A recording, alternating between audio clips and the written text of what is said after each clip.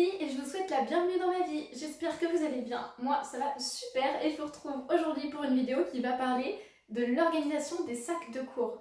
Oui, je sais, c'est une vidéo qui a déjà été un petit peu faite plus sur What's in my bag, donc qu'est-ce qu'il y a dans mon sac, mais moi je vais vraiment vous faire l'organisation pour l'école, donc c'est parti.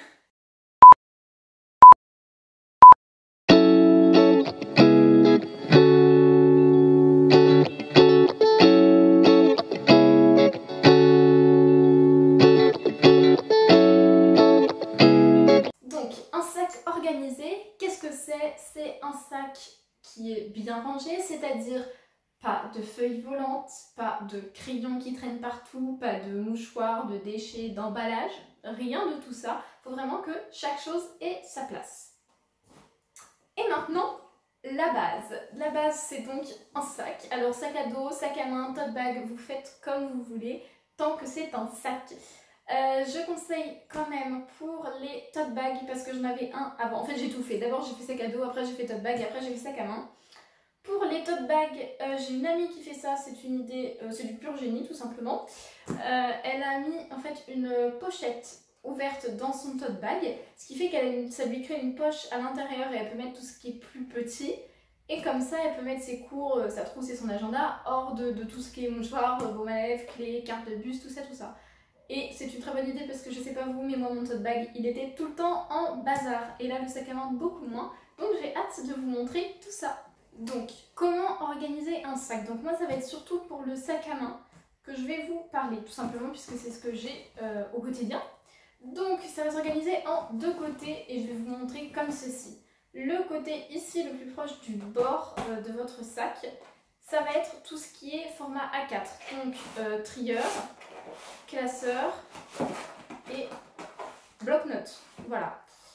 Ensuite, de l'autre côté, ça va être tout ce qui tient debout, du type trousse, du type lunettes de soleil, parapluie, bouteille d'eau, tout ce genre de truc qui peut tenir debout. Ça va de l'autre côté, même agenda, calculatrice, tout ça, donc tous les éléments qui sont debout, c'est l'autre côté. Donc l'avantage de mon sac, c'est qu'il y a des petites poches à l'intérieur. Donc sur le côté A4, il y a une poche zippée. On l'entend. Et dedans, je mets mes clés, mes écouteurs, enfin le truc que je dois sortir là immédiatement et qui pourrait tomber dans mon sac.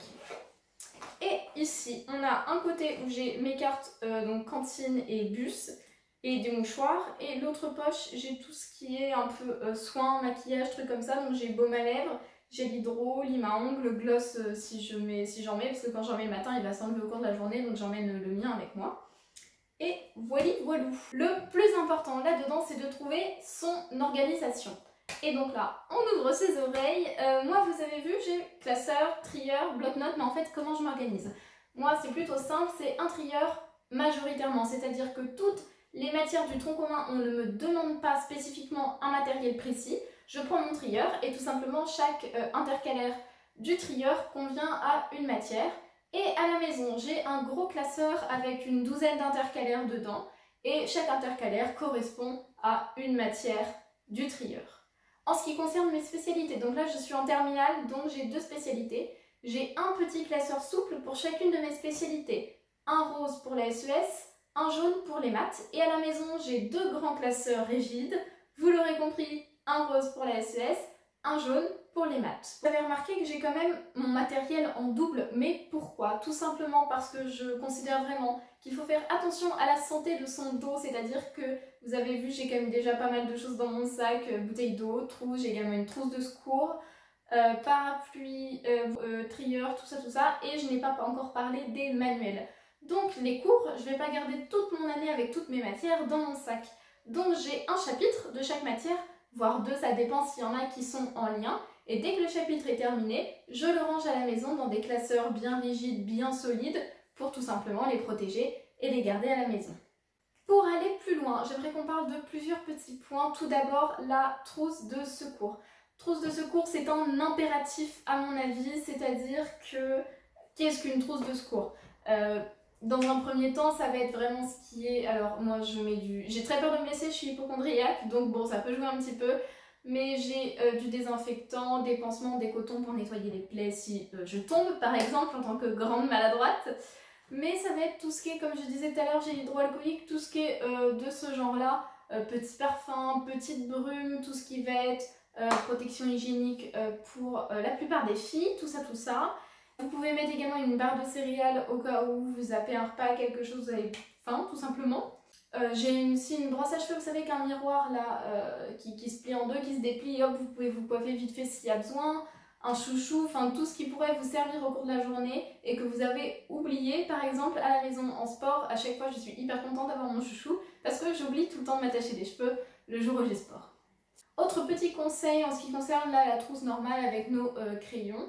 Moi j'emmène des crayons de couleur et des feutres fins dans ma trousse, en plus des stylos, etc. etc. Et ce que je déteste le plus au monde à l'école, c'est de devoir chercher mon stylo quand on doit prendre des notes là, que le prof il parle super vite et que je suis là, mais où est mon stylo bleu? Ce que je conseille du coup, c'est de mettre les crayons de couleur dans un petit élastique et pareil pour les feutres fins. Donc comme ça, quand j'enlève ça, il n'y a presque plus rien dans ma trousse et j'ai plus qu'à prendre mon stylo bleu et c'est beaucoup plus pratique pour l'organisation. Et le gros avantage, c'est que j'adore dessiner, gribouiller, donc j'ai toujours mes crayons avec moi. Mais aussi pour les cours d'histoire géo notamment, on a besoin de faire des cartes ou quoi. Vous aurez votre matériel, vous ne pourrez pas l'oublier. Conseil également très important, numérotez vos pages. Surtout si vous avez un trieur comme moi. Je numérote mes pages pour toutes les matières. J'écris le nom du chapitre et un petit 1, un petit 2 selon à quelle page on en est. Et quand on change de chapitre, du coup je recommence à 1, 2, 3, etc. etc. Comme ça, quand je le range à la maison, je ne sais pas mais qui va où, etc. J'ai juste à ranger mes feuilles dans l'ordre, tout simplement. Vous pouvez également les dater si vous préférez, mais les numéroter, je trouve ça beaucoup plus simple. En ce qui concerne les manuels, ça va être notre dernier point d'aujourd'hui. En terminale, je ne pensais pas qu'on avait autant de manuels. J'en ai 6, sachant que déjà, il y a des profs qui disent qu'on peut laisser nos manuels chez nous, qu'on n'en aura pas besoin cette année.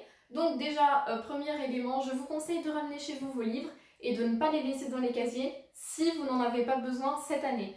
Pourquoi? Il peut y avoir des vols, il peut y avoir un problème, vos livres peuvent être abîmés pour X ou Y raison. Gardez-les chez vous, ils seront en sécurité. Moi, c'est ce que je conseille vraiment. Par contre, souvenez-vous où vous les mettez, sinon vous les rachetez. En ce qui concerne les livres que vous allez utiliser quotidiennement, là, je pense qu'il est bien de le laisser dans le casier. Moi, ce que je fais, si jamais j'ai besoin du manuel pour X ou Y raison, on me donne un exercice, je prends en photo la page dont j'ai besoin, et comme ça, quand je rentre chez moi, j'ai pas le manuel à emmener, à ramener, etc. Je trouve ça lourd, un manuel, vraiment. J'espère que cette vidéo vous a plu et qu'elle vous a été utile. Si vous avez des questions, n'hésitez pas à en poser dans les commentaires. En attendant, moi je vous souhaite une super semaine et on se retrouve la semaine prochaine, dimanche 16 h, pour une nouvelle vidéo. Bisous!